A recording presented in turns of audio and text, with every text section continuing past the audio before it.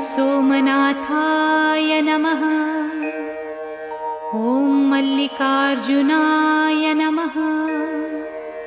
ॐ महाकालेश्वराय नमः। ॐ ओंकारेश्वराय नमः। ॐ वैद्यनाथाय नमः। ॐ भीमशंकराय नमः।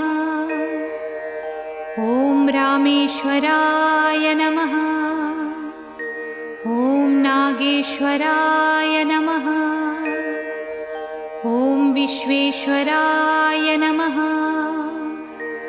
ॐ त्र्यंबकेश्वराय नमः।